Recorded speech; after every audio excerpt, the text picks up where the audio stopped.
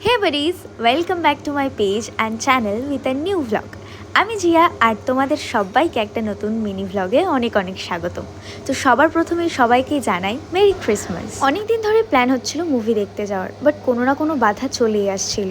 তো ফাইনালি খাদান রিলিজ হওয়ার পর ভাবলাম যাই খাদানটাই দেখে আসি। থিয়েটার এক্সপিরিয়েন্স আমার খুব একটা নেই, অনেক ছোটতে বাবা মার সাথে একবার গেছিলাম, তারপর তো প্রায় থিয়েটার উঠেই গেছিলাম কালনার SBF-এ আমি আর বনি। মা আর ভাইয়েরও যাওয়ার কথা ছিল, বাট ভাইয়ের শরীরটা প্রচণ্ড অসুস্থ হয়ে গেছিলো, তাই মা আর ভাই দুজনেই যেতে পারেনি। শো টাইম ছিল 5টা 10 আর আমরা ওখানে গিয়ে পৌঁছেছিলাম 5টা 7।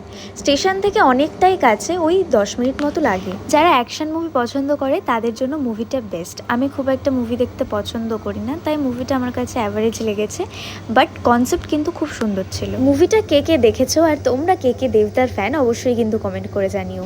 টিকিট আমরা বুক করেছিলাম অনলাইনে মুভি দেখতে যাওয়ার 1 ঘন্টা আগে, আর তার সাথে অর্ডার করেছিলাম পপকর্ন আর পেপসি। 2 ঘন্টার মুভি শেষ হয়ে গেছিলো, তবু আমাদের পপকর্ন শেষ হয়নি।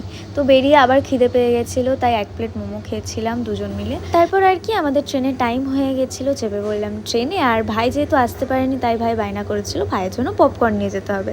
তো ওখান থেকে আমরা ভাইয়ের জন্য পপকর্ন নিয়েছিলাম। আর এখানে বনি জানাচ্ছিল ওর মুভি কেমন কি লেগেছে। তারপর আমি বায়না করেছিলাম লাড্ডু খাবো, তাই ও ছুটতে চলে গেছিলো আমার জন্য লাড্ডু আনতে। সব মিলিয়ে ভালোই মজা করলাম, তবে ভাইয়ের জন্য আর মায়ের জন্য মনটা একটু খারাপ ছিল যে ওরা আসতে পারলো না, কারণ ভাইয়েরও খুব ইচ্ছে ছিল।